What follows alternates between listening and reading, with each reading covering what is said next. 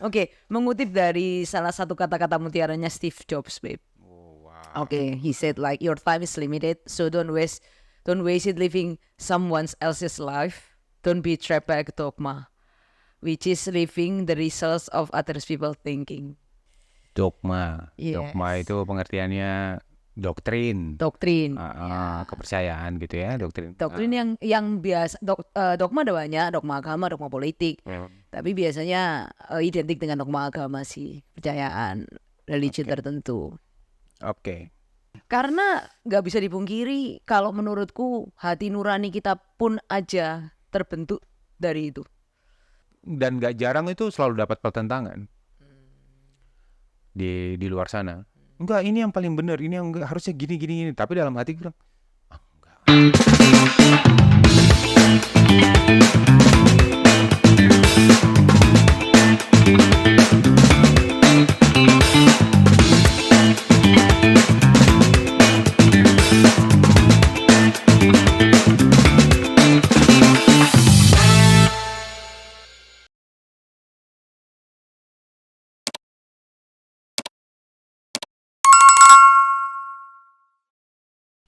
Halo guys, balik lagi di 35 After Channel. Sudah Oke. semakin malam, pembahasan sudah semakin malam, Semakin harusnya malam. pembahasannya semakin serius. Makin serius dan semakin Kayak dalam. gitu.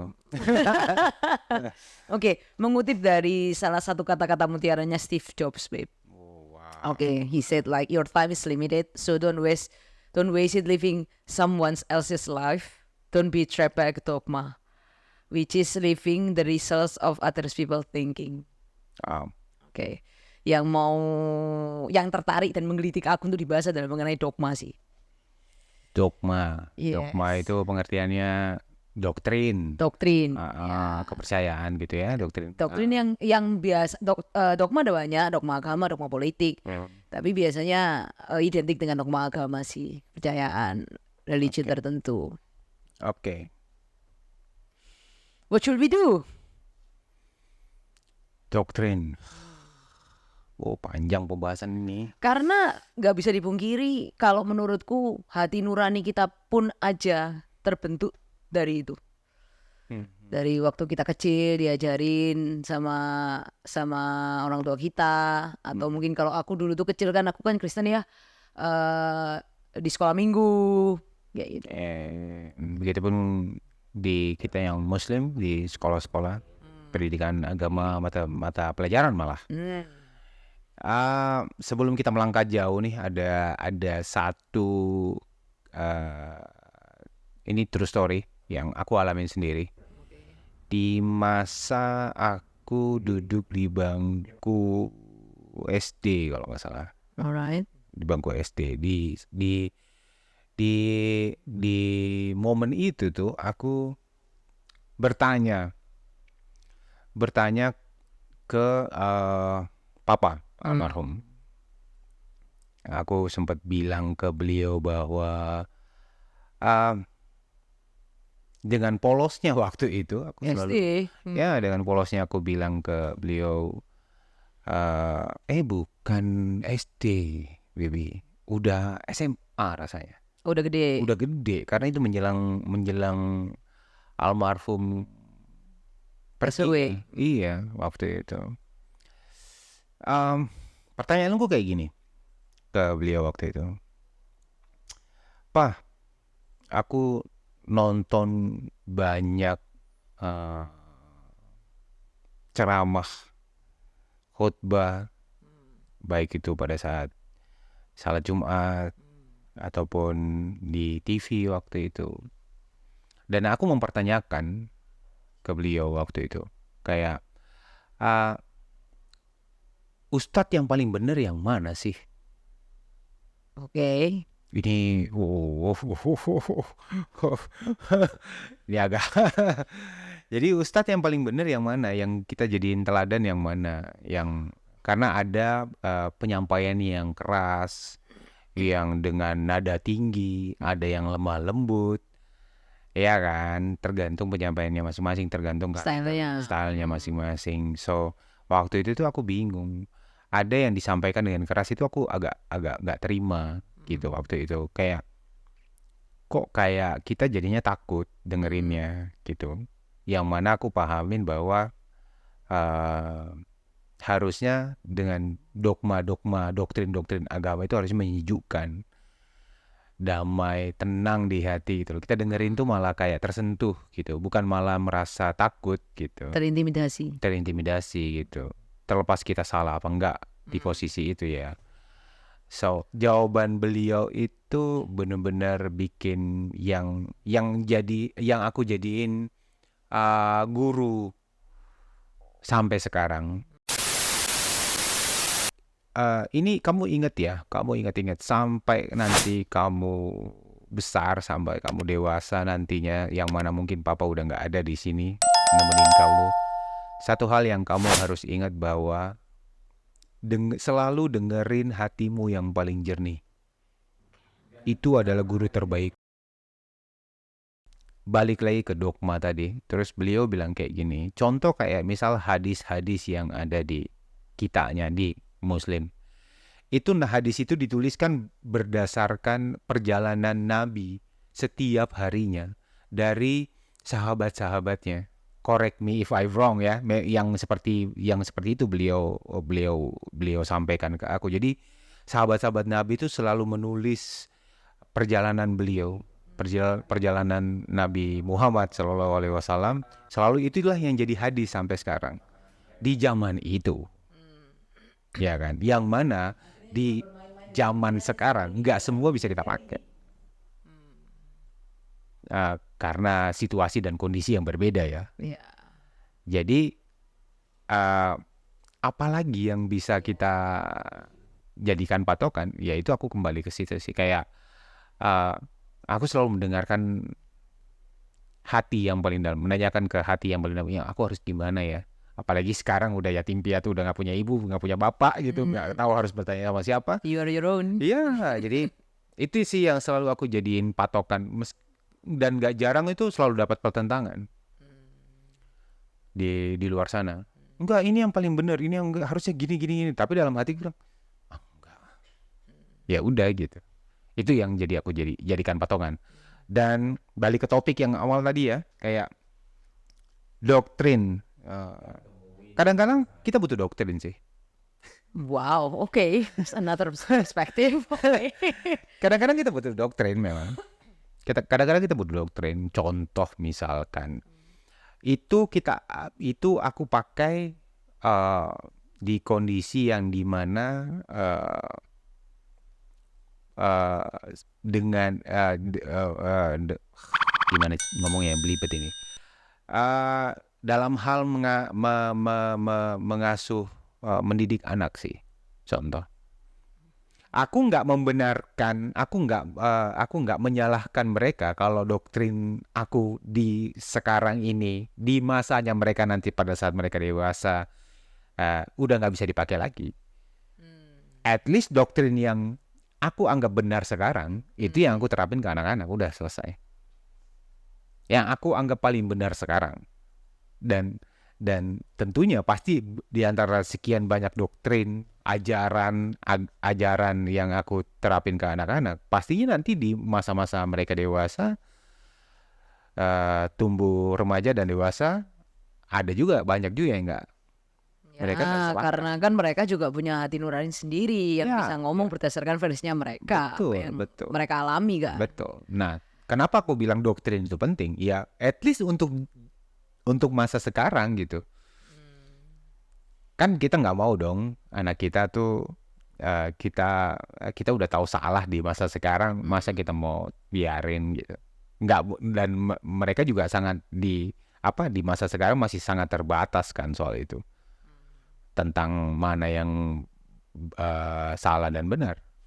Mereka kan masih terbatas sekali. Makanya gue bilang doktrin ya ada pentingnya.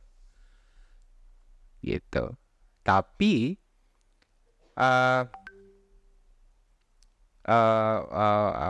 nggak semuanya benar juga gitu.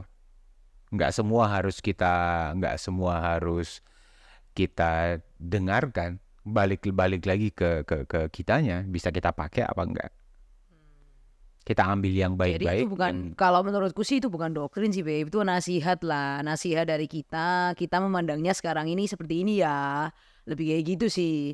Karena kalau doktrin tuh, kalau aku boleh mikir tuh lebih dikategorikan ke harga mati ya. Kayak ya wis ini, pokoknya ini.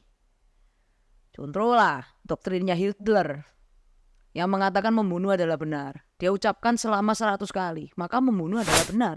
Gak ada yang salah dengan membunuh. Karena doktrin yang diucapkan berulang-ulang menjadi kebenaran. Faktanya begitu sih.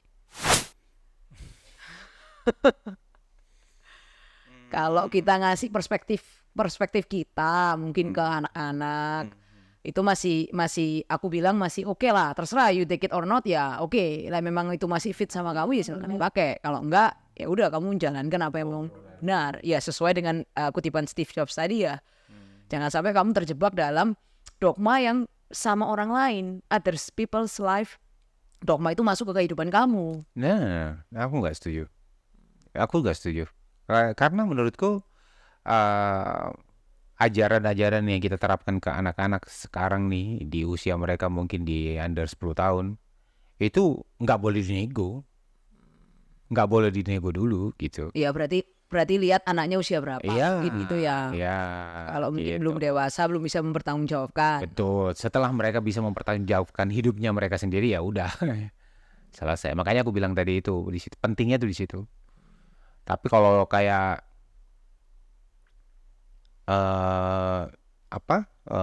doktrin-doktrin agama di era sekarang agak mengerikan. Agak mengerikan gitu. Agak mengerikan dan aku selalu kembali ke situ sih. Ya mungkin Apapun. betul harus tanyakan lagi ke hati kita yang paling dalam ya. Cuman ya itulah yang aku kadang heran tuh kan, kadang kita dari kecil pun kan ya wis kayak mungkin lah kamu jadi orang tua aku, mungkin ya aku juga terkena doktrin itu gitu loh. Sedangkan setiap orang kan punya orang tua yang berbeda. Yang orang tuanya sama aja kadang 2 anak bisa 2-3 anak hasilnya bisa beda. Ya. Iya kan? Itu sih. Jadi ya mungkin bener lah cari di purenya hati kita. Cuman cara untuk membuat itu ada itu yang susah. Kadang kan kita nggak bisa, tipis bedanya antara suara batin sama suara otak di kepala. Itu kan itu kan tipis banget tuh. Ini bener ini suara hati gue atau ini suara otak gue kan gitu. Hawa nafsu. Ya. Karena kan jadi satu kadang-kadang. Kita nggak tahu.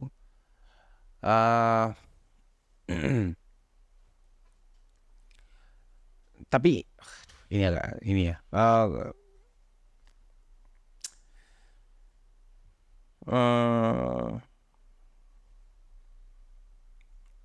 Aku kasih contoh kasus lah. Contoh kasus. Aku nggak usah kasih perumpamaan orang lain lah. Dia aku sendiri aja lah. Gitu. Supaya nggak kemana-mana obrolannya. Contoh misal aku ya. Contoh misal aku nih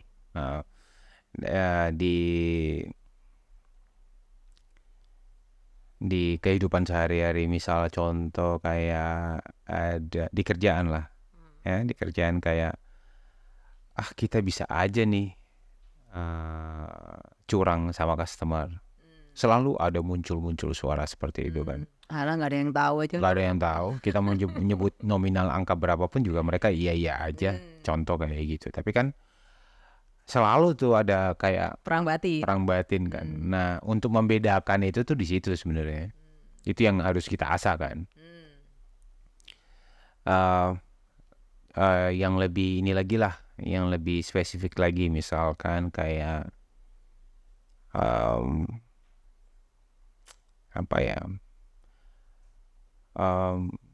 makanan atau minuman yang nggak halal lah katakan. Asik. Ya kan gitu kan banyak tuh. Setiap kita udah di depan mata kan selalu ada warning dari sini kan. Wah, jangan. Tapi di satu sisi ada juga muncul tuh kayak nggak ada yang tahu ya ini. Ya karena balik lagi tuh doktrinnya. Makanya kok bisa sampai di hati muncul rasa nggak enak, peperangan batin. Coba kita ngomong itu ke orang-orang yang nggak di Indonesia deh, di luar deh. Ya malah diminum, paling concernnya cuma kesehatan. Itu doang. Masalah di doktrin aja, karena kita dari kecil kan jangan minum minuman keras kan begitu. Tapi tergantung situasinya juga, Ya. dengan siapanya. Betul. Jadi ya gimana caranya bisa tahu ya dengan cara dilatih sih, diasah terus-terusan berusaha untuk cari tahu eh wah ini kayak ngomong udah kayak orang paling benar aku nih. Contoh kayak ya dengerin aja yang paling jernih itu yang seperti apa sebenarnya. Mungkin banyakin merenung kali ya. Ya, ya bisa jadi. Itu sih. Itu aja sih saran dari aku tuh soal doktrin. Berarti bagus nih quotes-nya si ini Steve Jobs ya. Ya, aku setuju. Ya. Aku setuju sih. Jadi kembali lagi ke hati kita yang paling jernih. Dengerin yang paling jernih apa gitu. Ya. Ya. Udah deh. Segitu. Udah. Ya, kirain bakal panjang nih obrolan.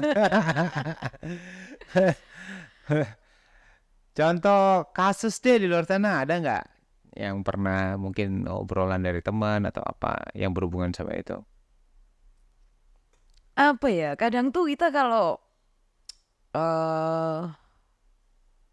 ngedengerin atau melakukan lah ya dogma tertentu atau doktrin tertentu, tuh kadang tuh kayak merasa nggak bisa living to the fullest gitu loh. Gimana? Coba diulang, bisa diulang? Kadang-kadang kalau misalkan kita dengerin atau melakukan dogma atau doktrin, kebanyakan tuh kayak kita tuh nggak bisa living to the fullest. Kayak kata hati maunya apa, tapi bertentangan sekali dengan doktrin yang diajarin. Ya, contoh lah kayak yang tadi minuman keras itu. Hati sih kepingin, wah dingin nih. Tapi doktrinnya mengatakan kalau jangan minum minuman keras apa, akhirnya perang. Yang kayak gitu-gitu sih sebenarnya yang membuat mungkin sampai adanya kutipan ini ya. Karena orang seringkali nurutin dogma, trap by dogma, sehingga nggak bisa jadi dirinya sendiri. Tapi tadi udah terjawab sih, nek memang kondisi yang paling benar mungkin menanyakan kembali ke hati yang paling dalam. Iya kan? Karena iya beda sepatu, beda cerita. Iya kan? Contoh juga aku kasih contoh nih yang mungkin sering atau mungkin sedang mengalami cerita-cerita seperti ini kayak